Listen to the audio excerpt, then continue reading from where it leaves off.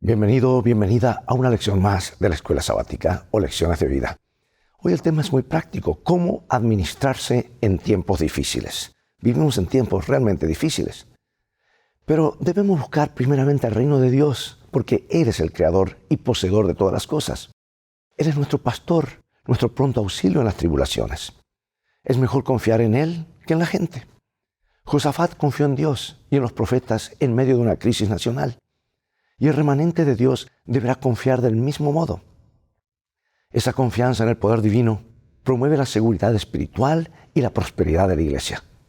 Por otro lado, David buscó seguridad en la cantidad de hombres con que contaba con fines militares, con resultados trágicos. Y la Biblia nos enseña que, además de confiar en Dios, debemos ser prudentes. Por lo tanto, nuestra vida debe ser modesta, moderada y sin ostentaciones. Acumular posesiones materiales puede causar ansiedad indebida y también eclipsar nuestra felicidad en esta vida. Y esa ansiedad nos pone en riesgo de perder la fe. Por eso debemos guardarnos de amar y confiar más en las riquezas que en Dios. Además, el dinero puede perder su valor en cualquier momento. La devaluación, una desgracia, porque eventualmente no podremos comprar ni vender. Ten esto en mente. En última instancia, el dinero se consumirá en el fuego, junto con los deseos de la carne, los deseos de los ojos y la vanagloria de la vida. Por eso ser fiel ahora en los diezmos y las ofrendas es una de las formas en que regresamos a Dios, a quien debemos temer todos los días de nuestra vida. Y al hacerlo, nos preparamos para vencer el tiempo de la gran tribulación. En un momento más, regresaré.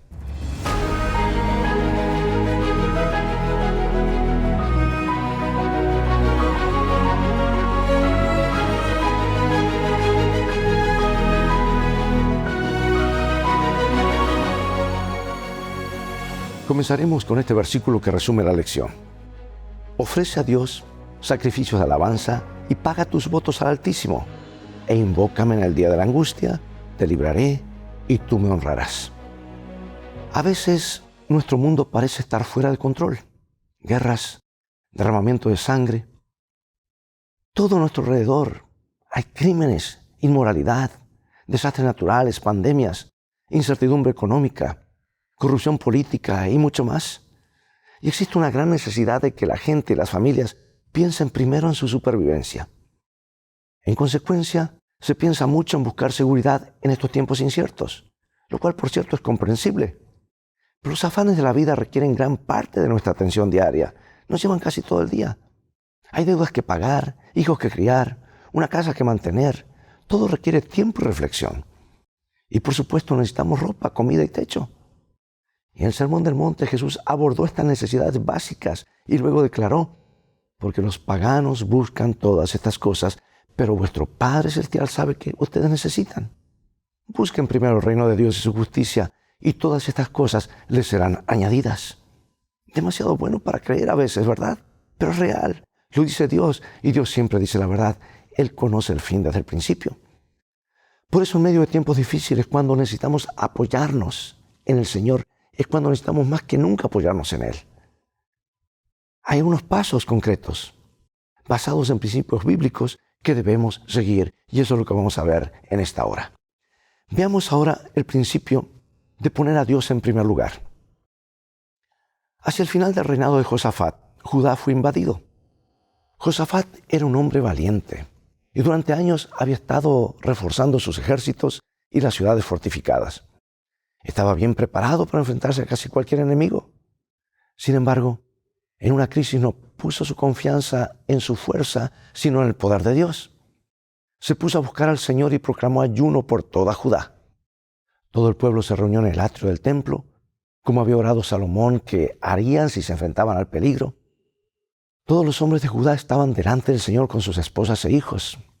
Oraron para que Dios confundiera a sus enemigos, a fin de que su nombre pudiera ser glorificado. Y entonces el rey oró. Y aquí tenemos esta oración, libro 2 de Crónicas, 20:12. En nosotros no hay fuerza contra tan grande multitud que viene contra nosotros.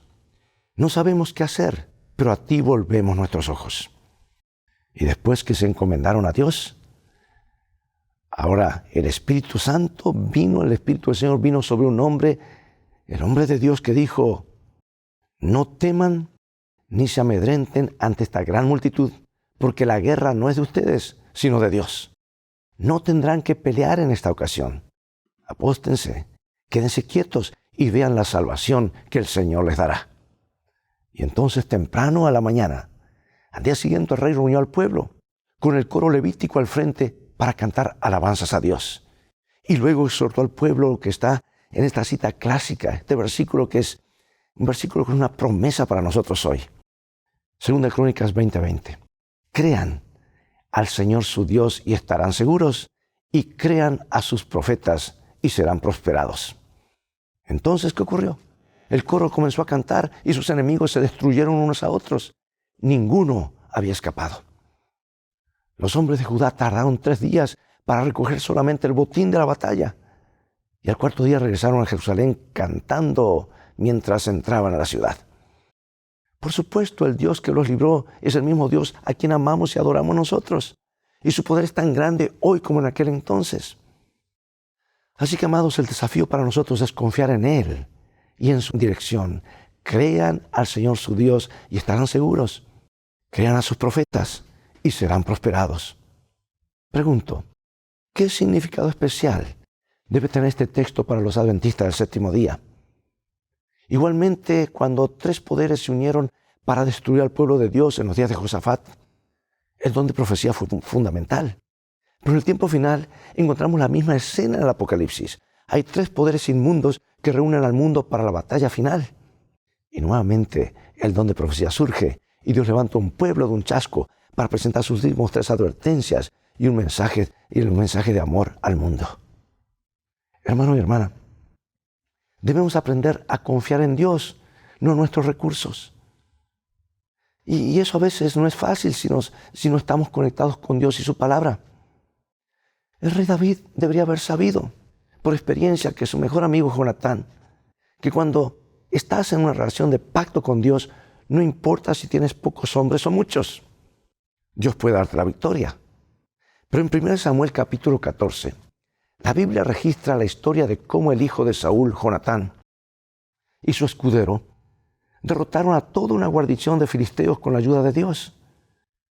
Pero a pesar de esta experiencia y muchas otras en la historia del pueblo de Dios, cuando llegaron tiempos difíciles para el rey David, éste permitió que Satanás lo tentara a confiar en su propia fuerza e inventiva. Y decidió contabilizar a Israel o contar a sus soldados, cuando su comandante Joab, un fiel creyente en Dios, le aconsejó que no lo hiciera. Ahora, ten en cuenta que fue idea de Satanás contar a los soldados. Él tentó a David a confiar en su propia fuerza en vez de depender de la providencia de Dios en su defensa. Joab, el comandante del ejército de Israel, trató de persuadir a David de que no contara a Israel porque había visto a Dios obrar a favor de Israel. Pero David exigió que su censo siguiera adelante. Sus acciones acarrearon calamidad a la nación, como revela la historia. Lee 1 Samuel 14, que es un ejemplo de lo que no debemos hacer. Nadie jamás confía en Dios en vano, hermano y hermana. Siempre que luches por el Señor, prepárate. Y prepárate bien. Hay una cita atribuida a un gobernante británico, Oliver Cromwell, quien antes de una batalla arengó a su ejército: confíen en Dios, muchachos, y mantengan la pólvora seca. En otras palabras, haz todo lo posible para tener éxito, pero al final date cuenta de que es solo Dios que puede darte la victoria. Y en nuestro contexto inmediato, es muy tentador confiar en el poder del gobierno, líderes políticos o en nuestras cuentas bancarias. Pero en cada crisis que se menciona en la Biblia, cuando el pueblo confiaba en Dios, Él honraba su confianza y proveía para Él. La fe honra a Dios y Dios honra la fe. Deberíamos estar usando el tiempo presente para arreglar las cuentas con Dios, saldar deudas y ser generosos con lo que recibimos. En palabras de la antigua canción evangélica, si alguna vez necesitamos al Señor antes, obviamente lo necesitamos ahora, dice el negro espiritual. Ahora la pregunta es, ¿cómo logramos el equilibrio correcto entre hacer lo posible, por ejemplo, para tener seguridad financiera y al mismo tiempo confiar en el Señor en todo? Yo creo, amados, que a medida que nos acercamos al fin Es hora de simplificar nuestro estilo de vida. ¿Qué debemos hacer los cristianos adventistas del séptimo día en respuesta a los tiempos difíciles? ¿Atrincherarnos de un modo para sobrevivir? No, en realidad todo lo contrario. Porque sabemos que el fin del mundo y la segunda venida de Cristo están cerca. Queremos usar nuestros bienes para contar a otros las buenas nuevas del Evangelio y lo que Dios ha preparado para aquellos que lo aman. Entendemos que algún día pronto todo en esta tierra se consumará. Y será consumido, será hecho cenizas. Mira lo que dice San Pedro. Dios le reveló esto. 2 Pedro 3, 13 al 12. 3, 3 al 12. Son varios versículos. Sabiendo primero esto, que en los posteros días vendrán burladores andando según sus propias concupiscencias y diciendo, ¿dónde está la promesa de su advenimiento? Pero los cielos y la tierra que existen ahora están reservados por la misma palabra, guardados para el fuego en el día del juicio y de la perdición de los hombres impíos. El Señor no retarda su promesa, según algunos la tienen por tardanza, sino que es paciente para con nosotros, no queriendo que ninguno perezca, sino que todos procedan al arrepentimiento. Pero el día del Señor vendrá como un ladrón en la noche, en el cual los cielos pasarán con gran estruendo, y los elementos ardiendo serán deshechos, y la tierra y las obras que en ellas hay serán quemadas. Puesto que todas estas cosas han de ser deshechas, ¿cómo no debéis vosotros andar en santa y piadosa manera de vivir, esperando y apresurándoos para la venida del día de Dios, en el cual los cielos encendiéndose serán deshechos, y los elementos siendo quemados se fundirán? ¿Qué nos está diciendo Pedro acá? Entendemos por la palabra de Dios que Él no está enviando camiones de mudanza para llevar nuestras pertenencias al cielo. Todo se quemará en la conflagración final, cuando todos los rastros de pecado y maldad, excepto las cicatrices en la mano de Cristo, serán destruidos para siempre. Entonces, ¿qué debemos hacer con nuestras posesiones, amados? Aquí está esta cita maravillosa en Consejos sobre Mayordomía Cristiana. Ahora es cuando nuestros hermanos debieran estar reduciendo sus propiedades en vez de aumentarlas. Estamos por trasladarnos a una patria mejor, a saber, la celestial. No seamos, pues, moradores de la tierra, sino más bien reduzcamos nuestras cosas a la menor cantidad posible. Sabio consejo, dado por Dios a través de su profetisa. Creed en vuestro Dios y estaréis seguros. Creed en sus profetas y seréis prosperados. Por supuesto, ella escribió esas palabras hace más de un siglo, pero el principio perdura. El tiempo siempre es corto, porque nuestra vida es corta. ¿Qué son 60, 80 años o 100 años si tienes buenos genes y buenos hábitos de salud? ¿O 105 como mi padre en contraste con la eternidad? Tu vida puede terminar antes que termines de estudiar la lección de esta semana. Y lo siguiente que advertirás es el regreso de Jesús. Eso sí que es rápido, después de todo, ¿verdad? Y como cristianos adventistas del séptimo día, debemos vivir siempre a la luz de la eternidad. Sí, desde luego, tenemos que esforzarnos por costear nuestras necesidades y las de nuestra familia. Y si hemos sido bendecidos con riquezas, no hay nada de malo en disfrutarlas ahora, con tal de que no nos volvamos codiciosos y de que seamos generosos con los necesitados. Sin embargo, siempre debemos recordar que todo lo que acumulamos aquí es transitorio, fugaz, y si no tenemos cuidado, tiene el potencial de corrompernos espiritualmente. Si supieras que Jesús vendría dentro de 10 años, ¿cómo cambiaría tu vida? ¿O en 5? ¿O en 3? ¿O tal vez en 1 año? ¿Cuáles son nuestras prioridades? Las parábolas y las enseñanzas de Jesús, las historias de los personajes bíblicos y el consejo de Ellen White indican claramente que no hay un compromiso a medias con Cristo. O estamos o no estamos del lado del Señor. Cuando un escriba le preguntó qué mandamiento era mayor, Jesús le respondió: amarás al Señor tu Dios con todo tu corazón, con toda tu alma, con toda tu mente y con toda tu fuerza. Cuando entregamos todo a Cristo, no queda nada para otro Señor. Así es como debe ser. San Mateo 6:24. Ninguno puede servir a 2 señores, porque o aborrecerá al uno y amará al otro, o estimará al uno y menospreciará al otro. No podéis servir a Dios y a las riquezas. ¿Cuál ha sido tu experiencia con la verdad de estas palabras? Fíjate que Jesús no dijo que era fácil servir a Dios y al dinero, o que debías tener cuidado en la forma de servir a ambos. Dijo que era imposible, punto. Y este pensamiento debería imprimir un poco de temor y temblor en nuestras almas, ¿verdad? Y aquí tenemos algo más, 1 San Juan 2. No améis al mundo, ni las cosas que están en el mundo, porque si alguno ama al mundo, el amor del Padre no está en él. Porque todo lo que hay en el mundo, los deseos de la carne, los deseos de los ojos y la vanagloria de la vida, no proviene del Padre, sino del mundo.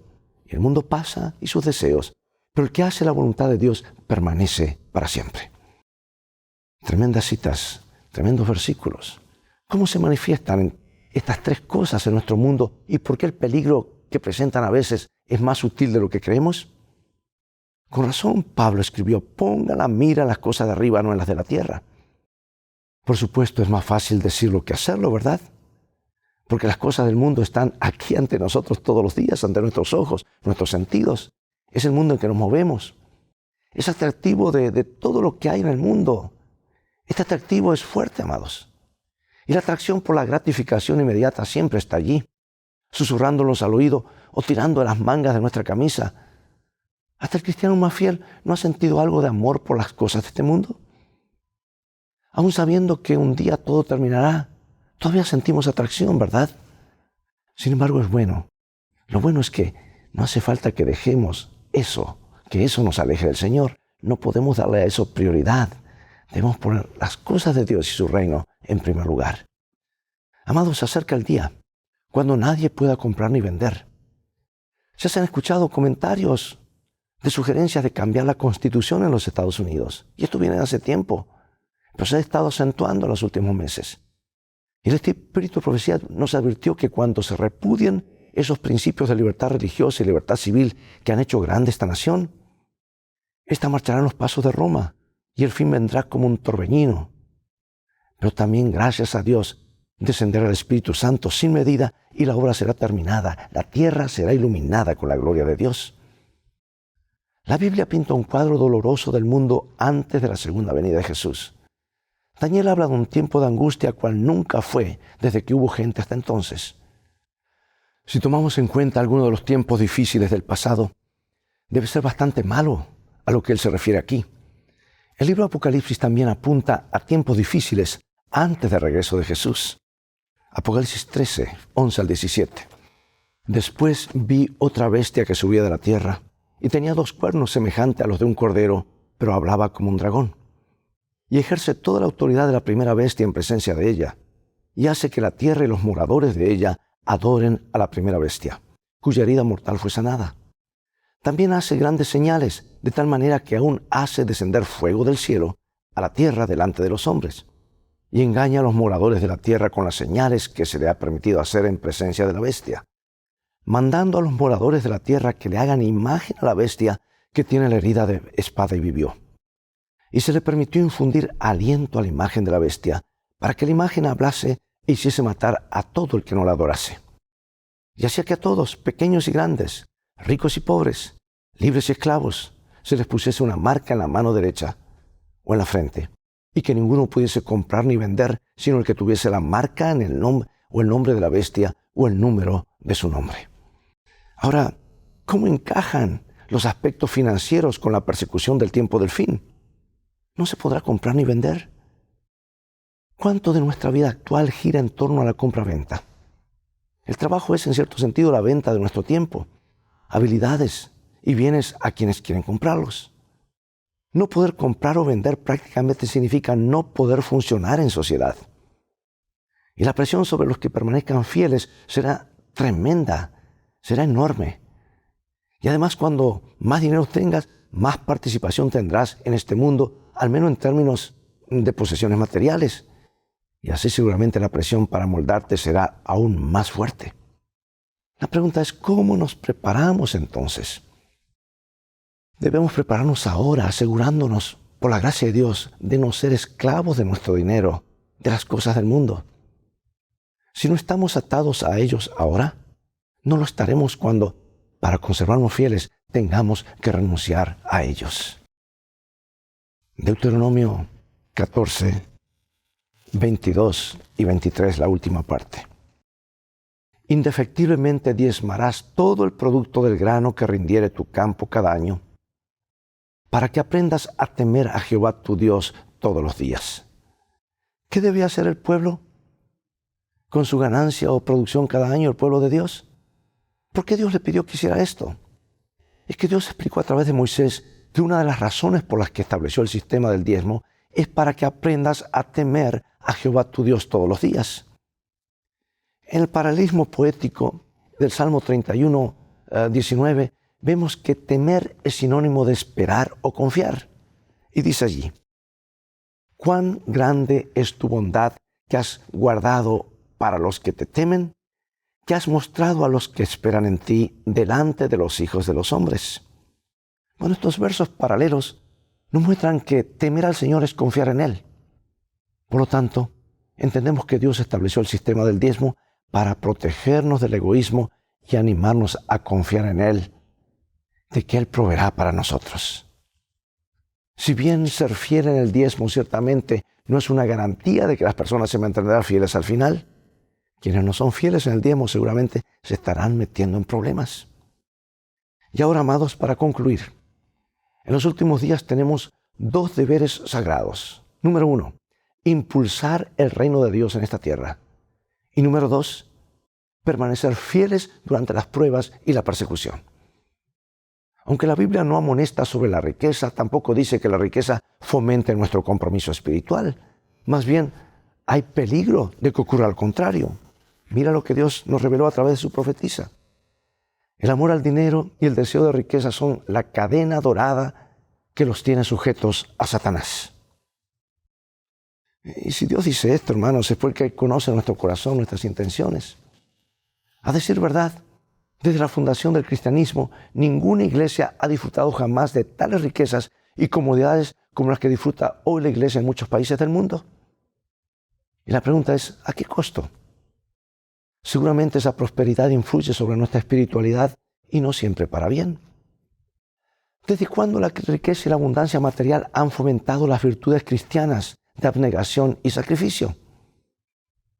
Llegar a casa y tener los refrigeradores repletos, con más alimentos de lo que podemos consumir, tener 1 o 2 coches, tomar vacaciones anuales, comprar en línea, tener lo último en computadoras y teléfonos inteligentes en el hogar, puede hacer que sea más fácil no amar al mundo ni las cosas del mundo. Aunque muchos miembros de nuestra iglesia no tienen esos lujos, muchos sí los tienen, a expensas de sus propias almas. No estamos hablando de los ricos de ahora, como los millonarios y demás.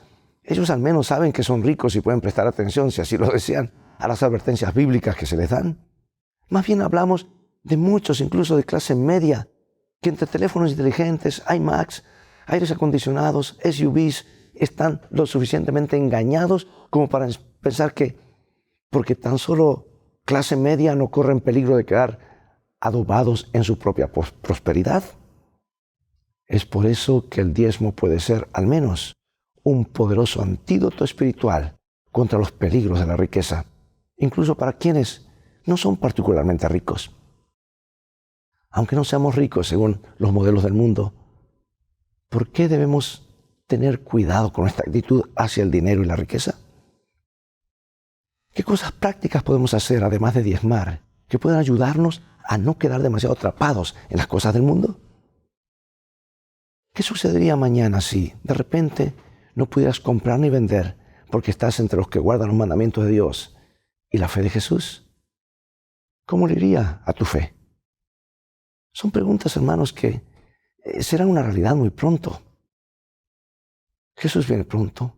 Las condiciones del mundo, entramos en un vórtice descendente muy rápido, hacia algo que los profetas anunciaron cuando el misterio de Dios se consumará. Dios nos ayude a poner las cosas de su reino en primer lugar, realinear nuestras vidas, nuestras prioridades, pedirle al Señor sabiduría que nos guíe en cada área de nuestra vida. Acompáñame en oración. Oh nuestro Padre Celestial, al estudiar este tema tan práctico, vemos que se acerca un desenlace, un colapso para este mundo y todo lo que existe en este mundo. Por eso queremos invertir en la eternidad, en tu reino, donde allí no habrán desgracias, Allí permanecerá nuestro tesoro para siempre. Queremos poner nuestro corazón en el cielo y poner todo lo que tenemos a tu disposición para que tú lo uses de la mejor manera. Danos sabiduría como individuos, como familias y como iglesia para que hacerlo mejor siguiendo los parámetros de tu palabra. Queremos creer en ti, creer en el consejo de los profetas. Queremos ser prosperados en todas las cosas. En el nombre de Jesús oramos. Amén. Bien, amigos, es todo el tiempo que tenemos por hoy. Ha llegado el momento de despedirnos una vez más. Será hasta el próximo programa de la serie Lecciones de Vida.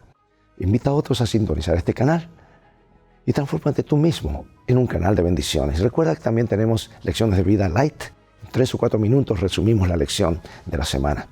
Recuerda, tú vales mucho para Jesús. Él te ama más de lo que puedes imaginar.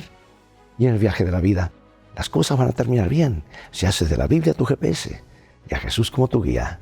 Maranata.